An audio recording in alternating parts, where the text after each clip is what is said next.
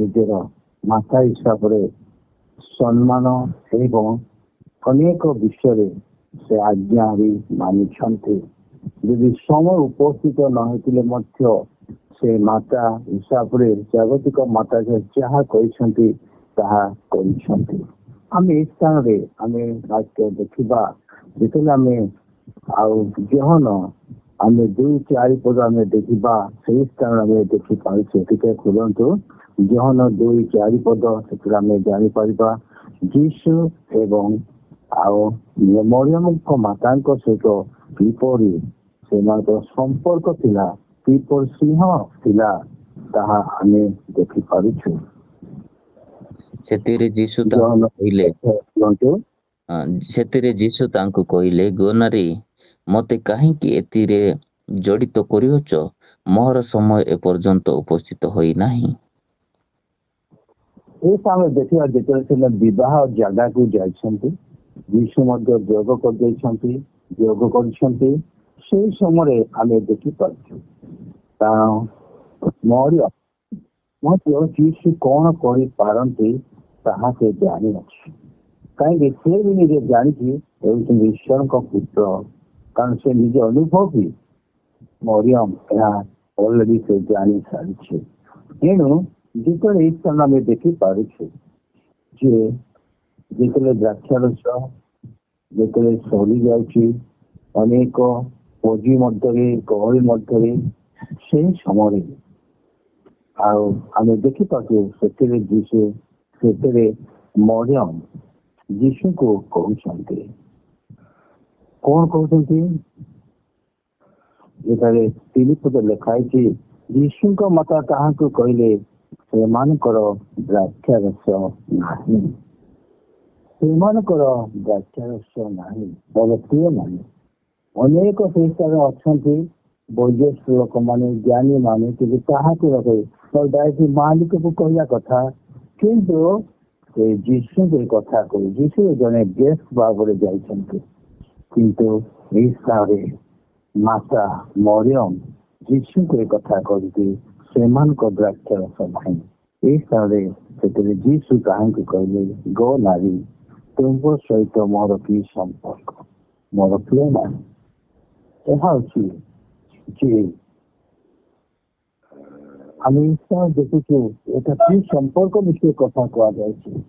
କାରଣ କଣ ସେ ଦାୟୀ କରେ, କଣ ସେ ଯୀଶୁ ଖ୍ରୀଷ୍ଟଙ୍କର ମରିୟମଙ୍କ ସହିତ କୌଣସି ଅଂଶ ନାହିଁ କି ସମ୍ପର୍କ ନାହିଁ। ଆଉ ସେ ପବିତ୍ରାତ୍ମାଙ୍କ ଦ୍ୱାରା କର୍ତ୍ତୃତ୍ୱ ହୋଇଅଛି, ତାହା ଏଇ ବିଷୟରେ ସେ କଥା କହୁଛନ୍ତି। ଏଣୁ ସେ ପବିତ୍ରାତ୍ମାରେ ଜନ୍ମ ହେଇଛି, କେବଳ ଆତ୍ମାଙ୍କ ଦ୍ୱାରା ସେମାନଙ୍କ ସମ୍ପର୍କ। କିନ୍ତୁ ଜାଗତିକ ବିଷୟ ଯେତେ ଦ୍ରାକ୍ଷାରସ ସରିଯାଉଛି, ଏଇ କଥା ଯେତେବେଳେ କହୁଛନ୍ତି କି ସମ୍ପର୍କ ଏହା କହୁଛନ୍ତି, କାରଣ ମୋହର ସମୟ ଏପର୍ଯ୍ୟନ୍ତ ଉପସ୍ଥିତ ହୋଇନାହିଁ। ମୁଁ ଯୋଉ କାର୍ଯ୍ୟ କରିବାକୁ ଯାଉଛି ଆରମ୍ଭ ବି ହେଇନି, ମୋର ସମୟ ଆସିନି। ତେଣୁ ଏ କଥା ସେ ମରିୟମଙ୍କୁ କହିଲେ, ଆଉ ମୁଁ କଣ ଏପରି ଆଶ୍ଚର୍ଯ୍ୟ କାର୍ଯ୍ୟ କରିବି? ତଥାପି ଏଇ କଥା ମରିୟମ ଯେତେବେଳେ କହୁଛନ୍ତି ଜାଗତିକ ହିସାବରେ, ତଥାପି ସେ ଜାଗତିକ ହିସାବରେ ତାହା କାର୍ଯ୍ୟ କରିବାକୁ ବାଧ୍ୟ ହଉଛି, କାରଣ ମାତାଙ୍କର ଆଜ୍ଞା ମାନିବା ବାଧ୍ୟ ବୋଲି ଏ ସ୍ଥାନରେ ସେ ତାହା କାର୍ଯ୍ୟ ସମୟ ହେଇନି, ତଥାପି ସେ ବାଧ୍ୟ ହଉଛି। ତେଣୁ ଏ ସ୍ଥାନରେ ସେ ଯାହା ମରିୟମ ଏଇ ସମୟରେ ନିଜ ପୁତ୍ର, ଜାଗତିକ ପୁତ୍ର ହିସାବରେ ସେ କହିଛନ୍ତି, ତଥାପି ସେ କାର୍ଯ୍ୟ ମୋର ପ୍ରିୟ ମାନେ, ଯୀଶୁ ଖ୍ରୀଷ୍ଟଙ୍କ କାର୍ଯ୍ୟ ଏଇ ଜଗତ ପାଇଁ ନୁହେଁ, ସେ ଅନେକ ଆଧ୍ୟାତ୍ମିକ ବିଷୟ ପାଇଁ ଅନେକ ଗୁରୁତ୍ୱପୂର୍ଣ୍ଣ ଏଇ ସ୍ଥାନ ଆମେ ଦେଖିପାରୁଛୁ। କାରଣ ପ୍ରଭୁ ଯୀଶୁ ଖ୍ରୀଷ୍ଟ କାହିଁକି ଜଗତକୁ ଆସିଥିଲେ, ତାହା ଆଜି ଏଇ ମରିୟମକୁ ଏ କଥା କହୁଛନ୍ତି। ଯେତେବେଳେ ଆମେ ଦେଖିପାରୁଛୁ ସେ ଜହନ 19 ତାର 19 ତାର ଆମେ ଯୋଉ କି 26 ଆମେ ଦେଖିପାରୁଛୁ, ଗୋ ନାରୀ ଦେଖ ତୁମର ପୁତ୍ର। କାରଣ ପ୍ରଭୁ ଯୀଶୁ ଖ୍ରୀଷ୍ଟ କାହିଁକି ଜଗତକୁ ଆସିଥିଲେ, ତାର ଉଦ୍ଦେଶ୍ୟ ରହସ୍ୟ କୃଷ୍ଣ ଉପରେ ପ୍ରଭୁ ଯୀଶୁ ଖ୍ରୀଷ୍ଟ ନିଜର ମାତାଙ୍କୁ ସେ କଥା କହୁଛନ୍ତି, ଜାଗତିକ ମାତା। ମୋର ପ୍ରିୟ ମାନେ ଏଇ ସ୍ଥାନରେ ଦେଖିପାରୁଛୁ ଯେ ଅନେକ ଲୋକେ ଗୋ ନାରୀ କହିବାଟା ଅନେକ ଭୁଲ। ସେହି ଅଞ୍ଚଳରେ ନାରୀକୁ ଯିଏ ବି ନାରୀ କହନ୍ତି ତାର ଅର୍ଥ ଅନେକ ଆମ ହିସାବରେ ନାରୀ କହିଲେ ଟିକେ ଅଧିକ ଲାଗିଥାଏ। ମାତା କାହିଁକି କହିଲେ ନାହିଁ କହିଲେ ସେ ଦୁଇ କୁଆଡେ ଆଉ ତାର କୌଣସି ଚେଞ୍ଜିଂ ନାହିଁ। ତେଣୁ ଏଇ ସ୍ଥାନରେ ଗୋ ନାରୀ ତାର ମାନେ ଗୋ ନାରୀ ଗୋଟେ ସମର୍ଥନ ୱାର୍ଡ ସେ ଅଞ୍ଚଳରେ ସେଟା, କିନ୍ତୁ ଓଡ଼ିଆରେ ଏହିପରି ଲେଖିଲେ ଗୋ ନାରୀ। ତେଣୁ ମୋର ପିଅନେ ଦେଖ ତମ୍ଭର କୁମ୍ଭର ପୁତ୍ର, ଏଇ ସ୍ଥାନରେ ତୁମର କି ପୁତ୍ର ଦେଖ, ସାତ୍ବିକ ପୁତ୍ର, ଶାରୀରିକ ପୁତ୍ର ନା କି ପୁତ୍ର ତମ୍ଭେ ଦେଖ। କାରଣ ମୁଁ କଣ ପାଇଁ ଆସିଥିଲି, ଏଣୁ ସେ ମାତାଙ୍କୁ ଏଇ ସ୍ଥାନରେ ସମର୍ଥନ କରୁଛନ୍ତି। କାରଣ ଯଦି ଆପଣ ଦେଖିବେ 26 ଯୀଶୁ ଆପଣ ମାତା ଓ ଯେଉଁ ଶିଷ୍ୟମାନଙ୍କୁ ପ୍ରେମ କରୁଥିଲେ, କି ପ୍ରକାର ପ୍ରେମ କରୁଥିଲେ ମୋର ପ୍ରିୟମାନେ, ସ୍ୱର୍ଗୀୟ ପ୍ରେମ, କି ପ୍ରକାର ପ୍ରେମ, ଆତ୍ମିକ ପ୍ରେମ କରୁଥିଲେ। ତାଙ୍କୁ ପାଖରେ ଠିଆ ହୋଇଥିବା ଦେଖି ଅନେକ ତାଙ୍କର ଶିଷ୍ୟମାନେ ଏବଂ ତାଙ୍କର ମାତା ହିସାବରେ ଠିଆ ହେଇଥିବାରୁ ସେମାନଙ୍କୁ ଦେଖି ସେ ପାର୍ଟିକୁଲାର ନିଜର ମାତାଙ୍କ କଥା କହୁଛନ୍ତି, ଦେଖ ମୋର ସମୟ ଉପସ୍ଥିତ ହେଇଅଛି। ସେଇଦିନ କହିଲେ ମୋର ସମୟ ଉପସ୍ଥିତ ହେଇନାହିଁ, ମୁଁ ଏ କାର୍ଯ୍ୟ କରିଛି। ଅର୍ଥାତ୍ ତଥାପି ମାତାଙ୍କର ଆଦେଶ ଅନୁସାରେ ସେ କାର୍ଯ୍ୟ କରିଛନ୍ତି। କିନ୍ତୁ ଆଜି ଏ ସ୍ଥାନରେ ଏ କଥା କହୁଛନ୍ତି, ସେ ସମୟ ଦେଖ ତୋର ପୁତ୍ର ସମୟ ଉପସ୍ଥିତ ହବ। କାରଣ ମୁଁ ଯେ ସମଗ୍ର ଜଗତର ଉଦ୍ଧାର ନିମନ୍ତେ, ସମଗ୍ର ଜଗତର ରକ୍ଷା ନିମନ୍ତେ, ପରିତ୍ରାଣ ଦେବା ନିମନ୍ତେ ଯେ ଆସିଅଛି, ଏହା ନିଜର ମାତା ଜାଣନ୍ତୁ ବୋଲି ଦେଖ ଏହି ତୁମ୍ଭର ପୁତ୍ର, ଗୋ ନାରୀ ଦେଖ ତୁମର ପୁତ୍ର ବୋଲି କହିଲେ। ତେଣୁ ମୋର ମାନେ ଅନେକ ଜାଗାରେ ପ୍ରଭୁ ଯୀଶୁ ଖ୍ରୀଷ୍ଟ କିପରି ସମର୍ଥନ କହିଅଛନ୍ତି ଆମେ ଏଇ ସ୍ଥାନ ଆମେ ଦେଖିପାରୁଛୁ। କାରଣ ପ୍ରଭୁ ଯୀଶୁ ଖ୍ରୀଷ୍ଟ ଆଉ ଯଦି ଆମେ ପଢିବା ଜାଣିବା ଯେ ମାଥ୍ୟୁ 16:15-16 ପଦ ଟିକେ ପଢନ୍ତୁ। ମାଥ୍ୟୁ 16:15-16 ପଦ। ମାଥ୍ୟୁ ତାର 16 ପର୍ବ ବସିବା 15-16।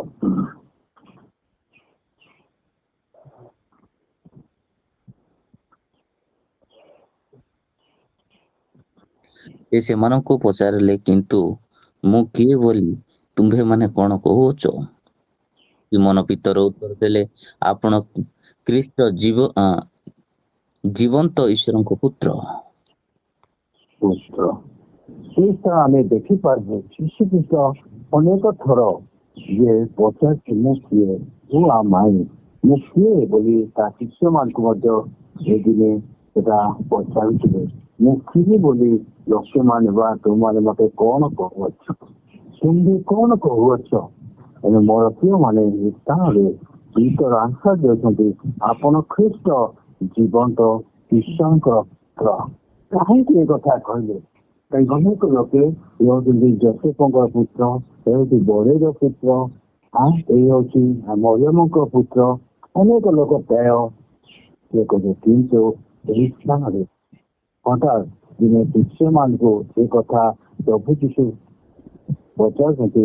ସିମୋନ ଆଉ ସେତେ ସିମୋନ ପିତର ଉତ୍ତର ଦେଖିଲେ, ଆପଣ ଖ୍ରୀଷ୍ଟ। ଖ୍ରୀଷ୍ଟର ଅର୍ଥ ହଉଛି ଅଭିଷେକ। ମାନେ ପ୍ରଭୁ ଯୀଶୁ ଖ୍ରୀଷ୍ଟ ସମଗ୍ର ଜଗତର ପାପ ନିମନ୍ତେ ଅଭିଷିକ୍ତ ହେଇଛନ୍ତି, ଅଭିଷେକ ଏବଂ ଜୀବନ୍ତ ଈଶ୍ୱରଙ୍କର ପୁତ୍ର। ସେ କୌଣସି ମରିୟମ କିମ୍ବା ଯୋସେଫଙ୍କର ପୁତ୍ର ହେଇନଥିଲେ, କେବଳ ଜଷ୍ଟ ଜାଗତିକ ହିସାବରେ ସେ କୌଣସି ନାହିଁ। ମୋର ପ୍ରିୟ ମାନେ ଯେ ଜାଗତିକ ହିସାବରେ ତାର ଗୋଟେ ଜଷ୍ଟ ଥିଲା, କିନ୍ତୁ କୌଣସି ଅଂଶ ନଥିଲା। ମୋର ପ୍ରିୟ ମାନେ ଏଇ ସ୍ଥାନରେ ଶିଷ୍ୟମାନଙ୍କୁ ଯେତେବେଳେ ପଚାରୁଛନ୍ତି ସେତେବେଳେ ଏଇପରେ କଥା କହନ୍ତି ଆପଣ ଖ୍ରୀଷ୍ଟ। ଖ୍ରୀଷ୍ଟ ମାନେ ଅଭିଷିକ୍ତ ଯେମିତି ସ୍ୱର୍ଗରେ ସେ ଅଭିଷିକ୍ତ ହେଇଥିଲେ ଏବଂ ଜୀବନ୍ତ ଈଶ୍ୱରଙ୍କ ପୁତ୍ର ମାନେ ପରମେଶ୍ୱରଙ୍କ ସେ ପୁତ୍ର ଥିଲେ। ତେଣୁ ମୋର ପ୍ରିୟ ମାନେ ଏହି ସ୍ଥାନରେ ଯେତେବେଳେ କୃଷାଚିତ ହଉଛି ଅନେକ ମରିୟମ ବି ଦୁଃଖ କରୁଛି ଅନେକ, କିନ୍ତୁ ଦେଖ ତାର ଅର୍ଥ ଦ୍ୱିତୀୟ ପଏଣ୍ଟ ଦେଖ, ତୁମେ କୌଣସି ବିଷୟରେ ଦୁଃଖ କରିବା ଆବଶ୍ୟକ ନାହିଁ, କାରଣ ମୁଁ କଣ ପାଇଁ ଆସିଅଛି ତାହା ତୁମେ ଦେଖ, ମୁଁ କଣ କରିବାକୁ ଯାଉଛି ତାହା ତୁମେ ଦେଖ। ତେଣୁ ମୋର ପ୍ରିୟ ମାନେ ଆଜି ଅନେକ ଆମମାନେ ଯେତେବେଳେ ନିଜ ପିଲାମାନଙ୍କୁ କଣ କରୁଛନ୍ତି କଣ ଆମେ ନିଶ୍ଚିତ ଆମେ ଦେଖିବାକୁ ବି ହବ, କାରଣ ପିଲାମାନଙ୍କୁ କିଛି ଆମେ ଜାଣିବାକୁ ହବ। କିନ୍ତୁ ମରିୟମ ସେତେବେଳେ ପରିଚାରକ ମାନଙ୍କୁ ଆମେ କହିଲେ ଯାହା ପ୍ରଥମ ଆଶ୍ଚର୍ଯ୍ୟ ସେ ଦ୍ରାକ୍ଷରସ କରିବା ସମୟରେ ମରିୟମ ଜାଣିଥିଲା ପ୍ରଭୁ ମୋର ମାନେ ପ୍ରଭୁ ସବୁ କିଛି କରିପାରନ୍ତି। ତେଣୁ ସେ ପରିଚାରକ ମାନଙ୍କୁ ସେଦିନ କହିଥିଲା ସେ ଯାହା କହିବେ ତମେ ତାହା କରିବ। ତେଣୁ ମୋର ପ୍ରିୟ ମାନେ ଆଜି ଆମମାନେ ଈଶ୍ୱରକୁ କିପରି ଆମେ ଦେଖୁଅଛୁ, ଆମେ ଯୀଶୁ ଖ୍ରୀଷ୍ଟକୁ କିପରି ଆମେ ସମାଧାନ କରୁଛୁ, ଯୀଶୁ ଖ୍ରୀଷ୍ଟକୁ ଆମେ କିପରି ଭାବରେ ଆମେ ଦେଖୁଅଛୁ। କାରଣ ଯୀଶୁ ଖ୍ରୀଷ୍ଟ ମରିୟମକୁ କହିଲେ ଆଉ ଅତି ସୁନ୍ଦର ଭାବରେ କହିଲେ ଗୋ ନାରୀ ଦେଖ ତୁମ୍ଭର ପୁତ୍ର।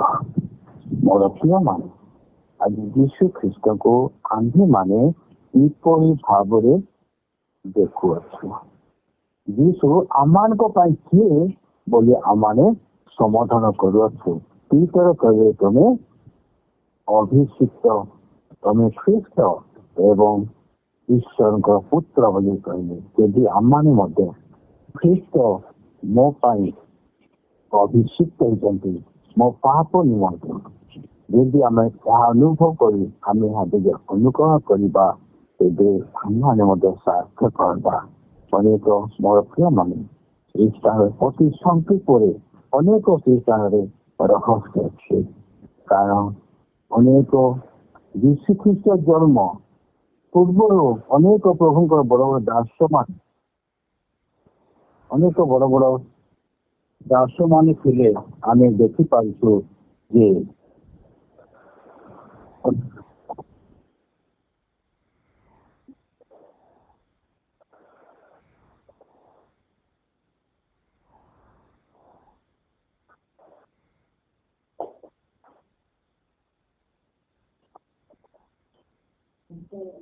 ଆମେ ଦେଖିପାରୁଛୁ ଝିଅମାନେ କିପରି ପ୍ରଭୁଙ୍କୁ ସମର୍ଥନ କରୁଥିଲେ। ଅନେକ ଭବିଷ୍ୟତ ବକ୍ତା ମାନେ ପ୍ରଭୁଙ୍କୁ କିପରି ସମର୍ଥନ ଏଇ କଥା କହିଛନ୍ତି। କାରଣ ଆଉ ଯୀଶୁ ଲେଖିଲେ ସେ ଗୌରବ ରାଜ ଅଟନ୍ତି। ଯୀଶୁ ଲେଖିଲେ ସେ ଆମଙ୍କ ନିମନ୍ତେ ଏକ ପୁତ୍ର ଜନ୍ମ ହେବେ, ଆମମାନଙ୍କ ନିମନ୍ତେ ପୁତ୍ର ଦତ୍ତ ହେବେ, ତାହାଙ୍କ ସ୍କନ୍ଧରେ ସମସ୍ତ କର୍ତ୍ତୃତ୍ୱ ପାପ ଥୁଆଯିବ, ଏହା ଯେ ସମାଧାନ କରୁଥିଲେ। ଏହା ପ୍ରାୟ ଆଜି ସେହି ବିଷୟ ଯାହାକି ପ୍ରଭୁ ଯୀଶୁ ବିଷୟ କାର୍ଯ୍ୟ କରିବାକୁ ଯାଉଛନ୍ତି। ମୋର ପ୍ରିୟ ମାନେ ଆଉ ଆଇବ ମଧ୍ୟ ଗୋଟେ ବିଷୟ କହିଥିଲେ ଯେ ଦେଖ ଆଇବ ଆଉ ଯୀଶୁ ଖ୍ରୀଷ୍ଟଙ୍କ ଜନ୍ମ ପ୍ରାୟ 900 ବର୍ଷ ପୂର୍ବରୁ ଆଇବ ଯୀଶୁଙ୍କ ବିଷୟରେ ସମାଧାନ କରିଥିଲେ। କଣ କହିଥିଲେ ଯଦି ଆପଣ ପଢିବେ ଆଇବ ପୁସ୍ତକ ତାର 19-25 ପଦ ସେଟା ଲେଖା ହେଇଛି। ତେଣୁ ବକ୍ତା ମାନେ ମଧ୍ୟ ଜାଣିଥିଲେ ଯୀଶୁ ଖ୍ରୀଷ୍ଟ ଅଭିଷିକ୍ତ ହେଇକି କଣ ହେବାକୁ ଯାଉଛି, ସେ ଜଗତ ନିମନ୍ତେ ତାହା ଆଇବ ମଧ୍ୟ ପ୍ରାଞ୍ଜଳ ଭାବରେ ଲେଖିଛନ୍ତି। ଆଇବ ପୁସ୍ତକ 19-25 ପଦ ଟିକେ ଦେଖନ୍ତୁ।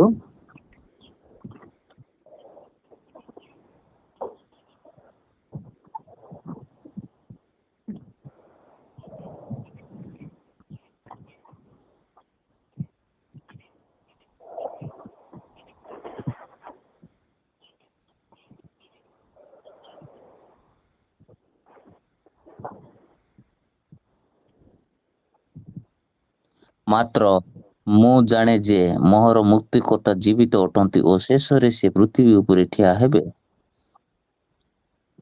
और प्रियମାନେ এই স্থানে অতি গুরুত্বপূর্ণ বিষୟ এই ସ୍ଥାନରେ ଅଛି। ଦେଖ 900 ବର୍ଷ ପୂର୍ବରୁ ଆୟବ ଯୀଶୁଙ୍କ ବିଷୟରେ ଏଇଟା ସେ ଭାବମାନେ କହିଥିଲେ। କଣ କହିଥିଲେ এই ସ୍ଥାନରେ ଆମେ ଦେଖିଛୁ।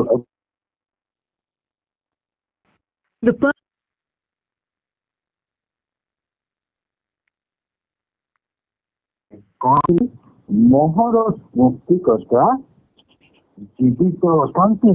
କାରଣ ତ ଯୀଶୁ ଖ୍ରୀଷ୍ଟ ମୃତ୍ୟୁବରଣ କରିବେ ଏବଂ ଜୀବିତ ହେବେ ଓ ଶେଷରେ ସେ ପୃଥିବୀ ଉପରେ ଠିଆ ହେବେ। ସେ ପୃଥିବୀ ଉପରେ ଠିଆ ହେବେ।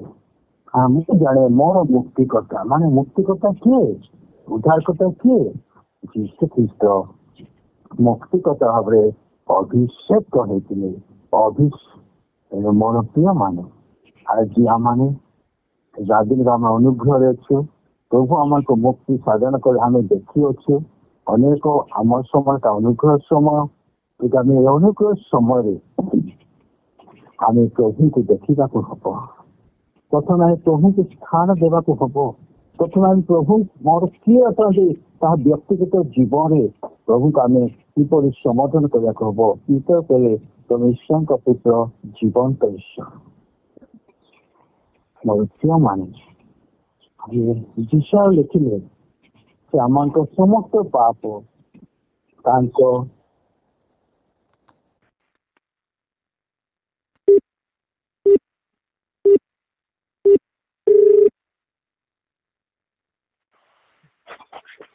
ଖ୍ରୀଷ୍ଟ ଯେ କୃଷାତ୍ରିତରେ ଅଛନ୍ତି ସମୟରେ ଯେ ସେ ସବୁ ସରେ ନାହିଁ। କାରଣ ତାର ଆବଶ୍ୟକ ଥିଲା। କାରଣ ବିଷୟ ସେଥିପାଇଁ ଲେଖିଲେ ସେ ଆପଣ ସେ ବିଷୟ 53 4 ପଦ 5 ପଦ ଆମେ ଦେଖିପାରୁଛୁ। ସେ ଆମମାନଙ୍କ ନିମନ୍ତେ ସତ ବିଖ୍ୟାତ ଯେ ଆମମାନଙ୍କ ନିମନ୍ତେ ଚୂର୍ଣ୍ଣ ହେବେ ତାହାଙ୍କ ପ୍ରହାରରେ ଆମ୍ଭେମାନେ ସୁସ୍ଥ ହେଲୁ।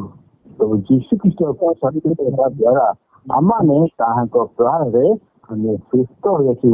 କେବଳ ବିଶ୍ୱାସ ଦ୍ୱାରା କେବଳ ଆମେ ପ୍ରଭୁ ଯୀଶୁ ଖ୍ରୀଷ୍ଟଙ୍କ ବାକ୍ୟରୁ ଦେଖି ଆମେ ବିଶ୍ୱାସ କରିବା ଦ୍ୱାରା ବାକ୍ୟ ଶୁଣି ଆମେ ବିଶ୍ୱାସ କରିବା ଦ୍ୱାରା ମୋର ପ୍ରିୟମାନେ ଆଜି ଆମେ 3 ନମ୍ବର ସପ୍ତ ବାଣୀ ମଧ୍ୟରୁ 3ଟି ବାଣୀ ମଧ୍ୟରୁ ପ୍ରଥମ ବାଣୀ ଆମେ ଆଲୋଚନା କରୁ। ପିତାମାନେ କଣ କରନ୍ତି ଜାଣନ୍ତି ନାହିଁ। ଦ୍ୱିତୀୟ ବାଣୀ ଥିଲା ଆଜି ତୁମେ ମୋ ସହିତ ପାରଦୀସରେ ଉପସ୍ଥିତ ହେବ। ତୃତୀୟ ବାଣୀ କୋ ଦାବି ଦେଖ ଏହି ତୁମ୍ଭର ପୁତ୍ର।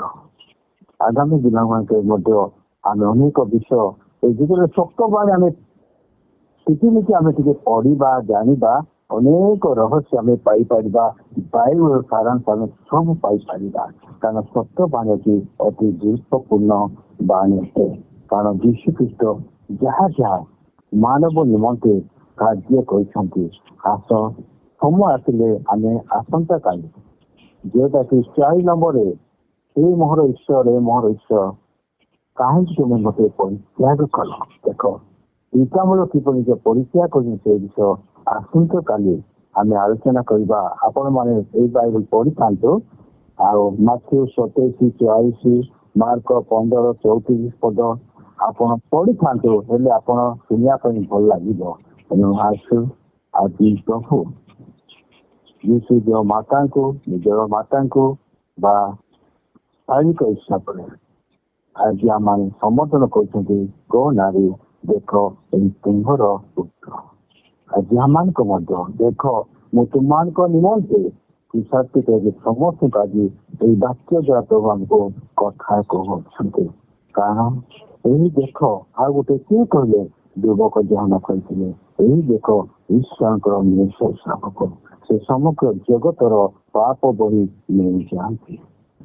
ଏହି ବିଷୟ ଆମେ ତାଙ୍କର ଜାଣିବା ଦରକାର। ହେଲେ ଆମେ ନିଶ୍ଚିତ ତାହାଙ୍କର ଲୋକ ହେଇ ଆମେ ନିଶ୍ଚିତ ସବୁଥିରେ ଆମେ ଜିତି ପାରିବା। କାରଣ ସେଥିପାଇଁ ପ୍ରଭୁ ଯୀଶୁ ଖ୍ରୀଷ୍ଟ ଆମର ପାଇଁ ସମସ୍ତ ବିଜୟ ସାଧନ କରିଥିଲେ। କେବଳ ଆମେ ସେ ଅନୁସାରେ ବିଶ୍ୱାସ ଗ୍ରହଣ କରିବା ଦ୍ୱାରା ଆମେ ଅଗ୍ରସର ହୋଇପାରିବା ଏବଂ ଆମେ ନିଶ୍ଚିତ ଆମେ ଜିତିପାରିବା। ତେଣୁ ପ୍ରଭୁ କାରଣ ଯାହାକି ଆମେ ଜାଣିପାରୁଛୁ ପ୍ରଥମ ଅଧ୍ୟାୟ 5 ଅନେକ କଥା ମୁଁ କହିଛି ଯେ ଈଶ୍ୱରଙ୍କ ଠାରୁ ଜ୍ଞାତ ଏ ଜଗତକୁ ଜୟ କରିବ। ଅନେକ ଆସେ ଆମମାନଙ୍କ ଜୀବନରେ ଦୁଃଖ ଆସେ, କଷ୍ଟ ଆସେ, ତାରଣ ଆସେ। ଏଥିପାଇଁ ପ୍ରଭୁ ଆମ ଆଜ୍ଞା ଏହି କାର୍ଯ୍ୟ ନିଜେ ଦୁଃଖ କଷ୍ଟ ସମସ୍ତ ସହାୟ କରିଛନ୍ତି ଏବଂ ସେ ପୁନରୁତ୍ଥାନ ହେଇକରି ସବୁ ଜିତିଛନ୍ତି। ଏ ମୋର ପ୍ରିୟ ମାନେ, କାରଣ ଆମେ ଦେଖିପାରୁଛେ ବର୍ତ୍ତମାନ ପ୍ରଭୁ ଆଜି ଆମକୁ ତାହାକୁ ଗୌରବ କରିବା ନିମନ୍ତେ ପ୍ରଭୁ ଆମକୁ ଜିତାଇଛନ୍ତି, ଆମକୁ ଜିତାଇବେ, ଆମେ ବିଜୟ ହେବା। କାରଣ ପ୍ରଥମ ପିତର 5:6 ଲେଖାଯାଇଛି ଅନୁଗ୍ରହରେ ଆଉ ତମେ ଗୌରବ ଆମେ ପ୍ରଭୁଙ୍କୁ କରିପାରିବା।